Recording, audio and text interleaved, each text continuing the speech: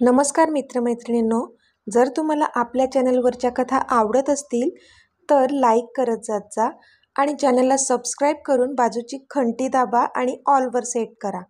म्हणजे जेव्हा जेव्हा मी नवीन व्हिडिओ किंवा कोणतीही नवीन पोस्ट अपलोड करेन तेव्हा ती सगळ्यात आधी तुमच्यापर्यंत पोहोचेल. धन्यवाद. तर वळूया आपल्या कथेच्या पुढच्या भागाकडे. तिला तिच्या आधीशी एकरूप व्हायचं होतं, पहिल्यांदा आणि शेवटचं. हीच तिची शेवटची इच्छा होती. पण आधीने मात्र त्यासाठी नकार दिला होता, म्हणून त्याचा राग येत होता तिला. आणि म्हणूनच त्याच्या दुनियेत आता आपली काहीच गरज नाही आहे असं म्हणत होती ती. आणि तिने स्वतःला संपवण्याचा घेतलेला निर्णयच योग्य आहे असं म्हणत होती ती. पण इथे परीला मात्र तिचं बोलणं कळलंच नव्हतं. तिला वाटलं की अक्षयसोबत लग्न करण्याचा तिने घेतलेला निर्णय योग्य आहे असं म्हणायचं होतं युवीला. परीने पण मग हिला आता समजावून काहीच फायदा नाही असा विचार केला आणि ती पण खाली पांघरून घालून झोपून गेली. आता पुढे. दुसरा दिवस उजळला होता. आज अक्षय आणि युविकाचं लग्न होतं. आधी रेडी झाला होता आणि त्याने रियांशला कॉल केला होता, कारण रियांश अजून आलाच नव्हता हॉलवर. रियांश, कुठे आहेस तू? आधीने वैतागत विचारलं. I am on the way आधी, रियांश बोलला. किती उशीर रे, किती वाजलेत पाहिलं का? तरी मी तुला म्हणालो होतो घरी जाऊ नकोस, इथेच झोप. आधी चिडून बोलला. अरे नको चिडचिड करूस, मी येतोय ना, रस्त्यातच आहे. तुझ्याच कामासाठी गेलेलो ना, आणि एवढाही उशीर झालेला नाही अरे, अजून 8च वाजलेत आणि मुहूर्त 12 वाजताचा आहे. रियांश बोलला. ते काही नाही, तू ये लवकर, आधी बोलला. त्याला मात्र खूप घाई झाली होती. एखादी जरी चूक झाली तरी होत्याचं नव्हतं होणार होतं आणि युविकाला तो कायमचं गमवू शकत होता. ओके बाबा, मी येतोय, बाय, रियांश बोलला आणि त्याने फोन कट केला आणि त्याने गाडी अजूनच जोरात पळवली. इथे आधी मात्र अस्वस्थपणे केसांमधून हात फिरवत होता. इतक्यात, आधी, होईल सगळं नीट, नको काळजी करू, प्रतीक्षा त्याच्या डोक्यावरून हात फिरवत बोलल्या. तसं त्याने जवळ असलेल्या प्रतीक्षाच्या कमरेला विळखा घालून मिठी मारली. मॉम, आय एम स्केअर्ड, मला भीती वाटते. आज जसं आपल्याला वाटतंय तसं आपण नाही करू शकलो तर, तो बोलला. पण त्यांनी त्याला अडवलं. असं अजिबात होणार नाही आधी, तुझं खरं प्रेम आहे ना युविकावर? त्यांनी विचारलं तशी त्याने होमध्ये मान हलवली. आणि अक्षय, त्याची बाजू खोटी आहे आणि तुमची खरी, हो ना? त्यांनी विचारलं तशी पुन्हा त्याने होमध्ये मान हलवली. झालं तर मग, तो देव बसलाय ना, तो नेहमी सत्याच्या बाजूनेच उभा असतो. विजय तुमच्या प्रेमाचाच होईल, विश्वास ठेव त्याच्यावर, त्या बोलल्या. तशी त्याने अजूनच घट्ट मिठी मारली त्यांना. मॉम, देवापेक्षा जास्त तर माझा तुझ्यावर विश्वास आहे. तू म्हणतेस म्हणजे नक्कीच आम्हाला यश मिळेल, तो बोलला. तशा हसल्या त्या.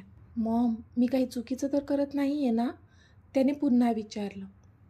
खरं सांगू, मला तर वाटत होतं की तू घरच्यांना सांगितलं असतं तर त्यांनी नक्कीच तुम्हाला समजून घेतलं असतं. पण हेही तेवढंच खरं आहे की आत्ता काहीही चूक आणि बरोबर ठरवण्यासाठी तेवढा वेळ आपल्याकडे नाहीच आहे.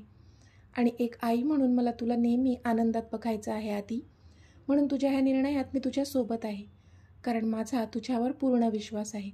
घरातल्या लोकांना अचानक कळल्यावर थोडा धक्का बसेल, पण मला खात्री आहे तुझी बाजू ऐकल्यावर आणि तुझ्यावरच्या प्रेमापोटी ते नक्कीच तुला समजून घेतील, त्या बोलल्या.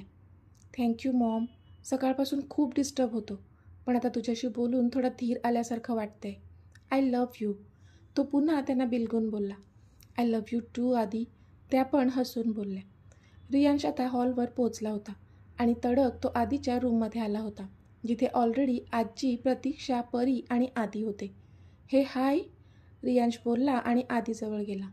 हाय, जे सांगितलं होतं ते आणलंस ना, आधीने अधीरतेने विचारलं. तसा रियांश हसला. हे बघ, तो त्याच्या हातातली बॉटल दाखवत बोलला. तशी आधीच्या चेहऱ्यावर पण स्माईल आली. मॉम, आज्जू, आता पुढचं काम तुमचं आहे, माहीत आहे ना तुम्हाला काय करायचं आहे, आधी गूढपणे बोलला. तशा त्या दोघींनी एकमेकींकडे पाहिलं आणि हसून होमध्ये मान हलवली. परी, तू सध्या युवीकडेच थांब, तिला गरज आहे तुझी. ॲटलिस्ट ती लग्न मंडपात येईपर्यंत तरी तू तिच्यासोबतच राहा, ओके, आधी काळजीने बोलला. काल रात्री ती जशी त्याच्याशी वागली होती त्यानंतर त्याला तिची खूपच काळजी वाटू लागली होती. आधी, डोंट वरी, मी तिच्यासोबतच असेन, पण आता त्या मेकअप आर्टिस्ट तिला रेडी करत आहेत ना, म्हणून मी इथे आले. माझी काही हेल्प लागली तर, ती बोलली. ओके, आज्जू आणि मॉमचं काम झाल्यानंतर तू आणि रियांश दोघेजण अक्षयच्या रूममध्ये जाऊन बघून या की सगळं प्लॅनप्रमाणे तर सुरू आहे ना? आदी बोलला. डन. परी आणि रियांश दोघांनी थंब दाखवले.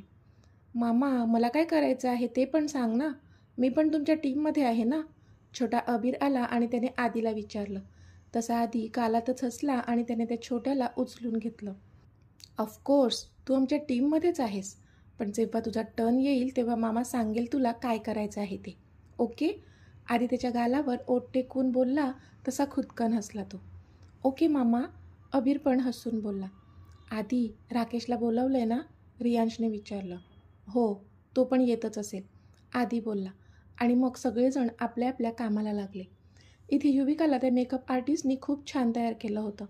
लाल रंगाचा घेरदार लेहंगा घातला होता तिने. लाल रंग, जो तिच्या आधीचा फेवरेट होता. त्याच रंगाच्या लेहंग्यामध्ये तिला पाहायचं होतं त्यांच्या लग्नात. आणि आज त्याच रंगाच्या लेहंग्यामध्ये रेडी झाली होती ती. पण हा लेहंगा तिच्या आधीनेच तिच्यासाठी पसंत करून आणला होता ह्याची तसूभर ही कल्पना नव्हती तिला. स्वतःच्या त्या छोट्याशा मेंदूमध्ये इतकं टेन्शन भरलं होतं तिच्या की तिला ते देखील कळलं नाही की तिचा जो लग्नाचा लेहंगा अक्षयकडून दिला होता तो तर तिने घातलाच नव्हता. तिच्या आधीने स्वतः तिच्यासाठी पसंत करून आणला होता तो लेहंगा. स्वतःच्याच विचारात गुंग झालेली ती स्वतःचं ते सुंदर रूप आरशात पाहत होती. पण तिला त्याचं कोणतंच कोड कौतुक नव्हतं. खूप सुंदर दिसतेस ताई तू, मिहिका मागून आली आणि बोलली त्यावर युविका मात्र भकास हसली. खरंच यार, किती सुंदर दिसत आहेस तू युवी, परी पण हसून बोलली तशी युवी तिच्याकडे पाहतच राहिली. म्हणजे परीला तर सर्वच माहीत होतं ना की युविका हे लग्न स्वतःच्या मर्जीने जरी करत असली तरी तिची ती मजबुरी होती. तिचं आधीवर किती जास्त प्रेम होतं हे तर परीपेक्षा अजून जास्त कोणाला माहीत होतं. तरीसुद्धा परी किती कॅज्युअली बोलत होती तिच्याशी म्हणून युवीला आश्चर्य वाटलं. पण तिने जास्त रिॲक्ट केलं नाही, कारण इथे ती स्वतःच्या मर्जीने सगळं करत होती म्हणून दुसरं कोणाला काय दोष देणार होती ती. थँक्यू, युविका खाली मान घालून बोलली. तशी परी कालातच हसली, कारण परीला कळलं होतं युवीला राग आला होता तिचा. माय डिअर युवी, मला माहीत आहे आत्ता तुझ्या मनात किती वादळ उठलं असेल, पण ट्रस्ट मी डिअर, ह्याचा अंत खूपच गोड होणार आहे. तुझ्या आधीने तसं सगळं प्लॅन करून ठेवलं आहे. मला तुला आनंदातच पाहायचं आहे युवी, आणि तुझ्या वाट्याचा आनंद तुला नक्कीच मिळणार आहे, परी मनातच बोलली. आजी, तुम्ही ते सोल्युशन मिक्स केलं ना ह्याच्यामध्ये? रियांशने विचारलं. तू काळजी नको करू रियांश, असं काही मिक्स केलं नाही हे सोल्युशन की 4-5 तास तरी अक्षय उठत नसतो झोपेतून, आजी हसून बोलल्या आणि त्यांनी रियांशला टाळी दिली. पण आई, रियांश हे ज्यूस पिईल का माझ्या हातून? प्रतीक्षांनी विचारलं. पिईल ग, तू नको इतकं टेन्शन घेऊ, मी आहे ना तुझ्यासोबत, आजी बोलल्या. तसा मग प्रतीक्षांना पण धीर आला. आजी, तुम्ही आता अक्षयच्या रूममध्ये जा, मी बाहेर जातो. ओके, रियांश बोलला आणि तो बाहेर गेला. तशा आजी आणि प्रतीक्षासुद्धा अक्षयच्या रूमच्या दिशेने गेल्या. रियांश बाहेर आला आणि त्याने राकेशला कॉल केला. राकेश, कुठे आहेस तू? रियांशने विचारलं. मी आलोय, बाहेर आहे मी, तू येतोयस का इथे? राकेश बोलला. मी आलोच, तू थांब तिथेच, रियांश बोलला आणि तो फास्ट चालत बाहेर जाऊ लागला. पण पुढे चालणारी त्याची पावलं मात्र जागीच थांबली, कारण समोरून त्याला परीचे आई बाबा येताना दिसले. ओ गॉड, ह्याचा तर मी विचारच केला नव्हता. तो आता जास्त शॉक झाला होता, पण आता तिथून वळू पण शकत नव्हता, कारण त्यांनी ऑलरेडी त्याला पाहिलं होतं. हे रियांश, तू इथे? परीचे बाबा आश्चर्याने बोलले. तसा रियांश चेहऱ्यावर कशीनुशी स्माईल घेऊन त्यांच्याजवळ गेला. हॅलो काका, हॅलो काकू, नमस्कार करतो हां, तो बोलला आणि वाकून त्याने दोघांनाही नमस्कार केला. तसे ते दोघेही एकमेकांकडे हसून पाहू लागले. खुश राहा, त्या दोघांनी त्याला आशीर्वाद दिला. तुम्ही इथे? त्याने मुद्दाम थोडे आश्चर्यचकित भाव चेहऱ्यावर ठेवून विचारलं. तेच आम्ही तुला विचारतोय, तू इथे कसा? त्यांनी विचारलं. माझ्या मित्राच्या भावाचं लग्न आहे म्हणून आलोय मी, तो बोलला. अच्छा, आणि माझ्या मुलीच्या लहानपणीच्या मैत्रिणीचं लग्न आहे म्हणून आम्ही आलोय, परीचे बाबा बोलले. अच्छा, रियांश बोलला, पण आतून मात्र जबरदस्त घाबरला होता. त्याचं खोटं उघडं पडू नये ह्याची प्रार्थना मनात करत होता. थांब, तुला माझ्या मुलीची ओळख करून देतो, परीचे बाबा बोलले. तसा तो उडालाच. नको काका, म्हणजे आता नको, मला जरा बाहेर जायचं आहे आणि मी आहे ना, मग निवांत भेटतो तुमच्या मुलीशी. ओके, रियांश घाबरत बोलला. घाईत आहेस का रे? परीच्या बाबांनी विचारलं. हो, एक फ्रेंड आला आहे ना, तो बाहेर आहे, त्याला घेऊन येतो, मग बोलू आपण. तुम्ही प्लीज आत या ना, तो गडबडून बोलला. बरं ठीक आहे, परीचे बाबा बोलले आणि मग ते दोघे आत निघून गेले. आणि इथे रियांशने मोकळा श्वास घेतला आणि पटकन परीला कॉल केला. हां बोल ऋषी, परी बोलली. अगं बोल काय, इथे एक प्रॉब्लेम झाला आहे यार, तो बोलला. आत्ता काय प्रॉब्लेम झाला, तिने काळजीने विचारलं. अगं खाली तुझे आई बाबा आले आहेत, तू मला सांगितलं का नाहीस की ते येणार आहेत, तो त्रासिकपणे बोलला. काय, आई बाबा आले, ती बोलली. तिला पण आता आश्चर्य वाटलं होतं. इतकी का रिॲक्ट होतेस, जसं तुला माहीतच नाही, तो बोलला. अरे नाहीच माहीत मला, काल तर ते बोलले होते की आम्ही येणार नाहीत, म्हणून तुला देखील सांगितलं नाही मी, परी बोलली. मग असे अचानक आले कसे ते, आता काय करायचं, त्याने विचारलं. तू नको पॅनिक होऊस, मी येते खाली आणि बघते, त्यांना भेटूनच कळेल आत्ता मला, बाय, ती बोलली आणि फोन कट केला तिने. परी, झाली का गं आमची नवरी तयार, समोरून आकांक्षा आल्या तसं परीने त्यांच्याकडे पाहिलं. हो आत्या, ही काय, कधीशीच तयार होऊन बसली तुमची नवरी, परी हसून बोलली. पण युवी मात्र तिच्याकडे नाराजगीने पाहत होती. स्वतःचीच मैत्रीण जेव्हा आपल्या भावना समजून घेत नाही तेव्हा त्रास होतो, आणि तोच त्रास ह्या क्षणी युवीला होत होता. पण ती हे सपशेल विसरत होती की बाई, त्याच तुझ्या मैत्रिणीचे खूप प्रयत्न करून झाले होते तुझं लग्न आदिशी व्हावं म्हणून, पण तूच ते यशस्वी होऊ दिले नव्हते. परी, तुझे आई बाबा आले आहेत खाली, जा तू त्यांना भेटून ये, मागून सुमनताई आल्या आणि बोलल्या तशी परीने होमध्ये मान हलवली. युवी, मी लगेच येते हां, परी हळूच युवीला बोलली आणि खाली निघून गेली. आधीने सतत युविकासोबत राहायला सांगितलं होतं तिला, पण आता खाली जाणं भाग होतं म्हणून ती निघून गेली होती. थोड्याच वेळात आपण परत येऊ असं वाटलं होतं तिला, पण तिला बिचारीला कुठे माहीत होतं ह्या थोड्या वेळातच अघटित घडणार होतं. युवी, खूप छान दिसते बाळा, माझीच नजर लागायची तुला तर, आकांक्षा बोलल्या आणि त्यांनी स्वतःच्या डोळ्यातलं काजळ बोटावर घेतलं आणि तिच्या कानामागे लावलं.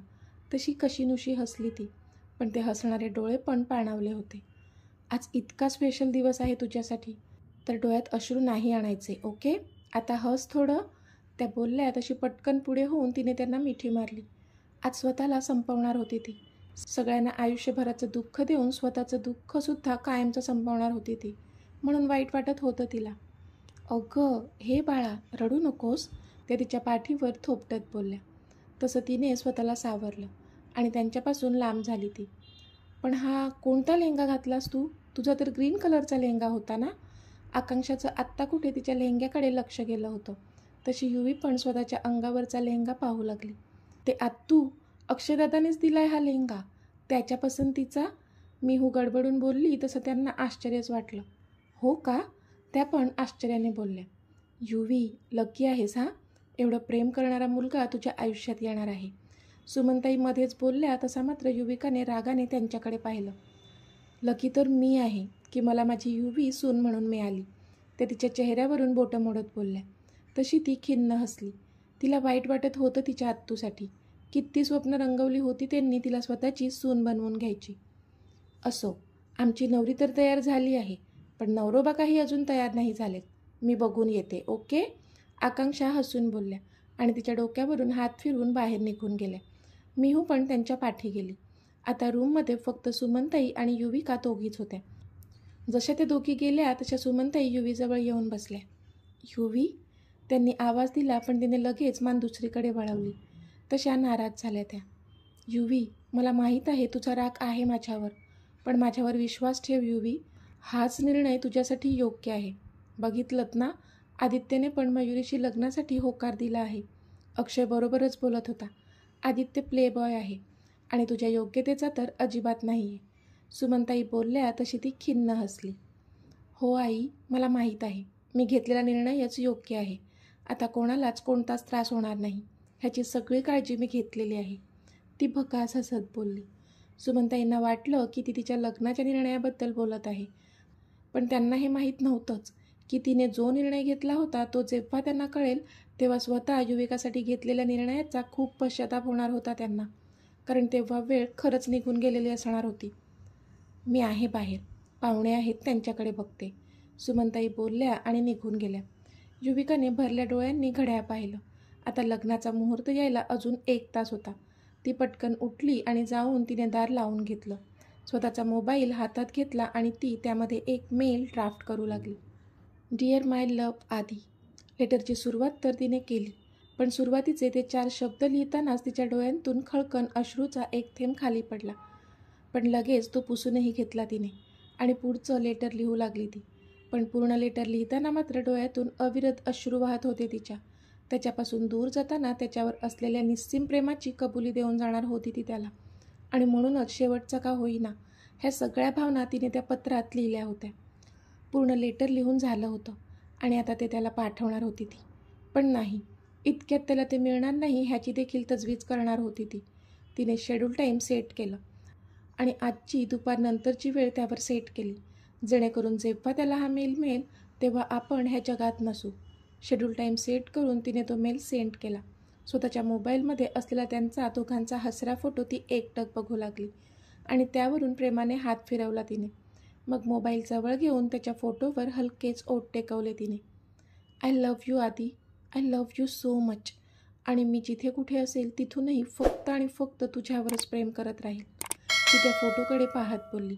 तिने तिच्या ड्रेसिंग टेबलमधून ती पॉयझनची बाटली काढली आणि पटकन आपल्या तोंडात रिकामी केली. तर मित्रमैत्रिणींनो, आजचा भाग तुम्हाला कसा वाटला ते मला कमेंटमध्ये सांगा. आणि जर आवडला असेल तर व्हिडिओला लाईक करा, शेअर करा आणि चॅनलला सबस्क्राईब करून बाजूची घंटी नक्की दाबा. चला तर भेटूया आपल्या पुढच्या भागात. तोपर्यंत धन्यवाद.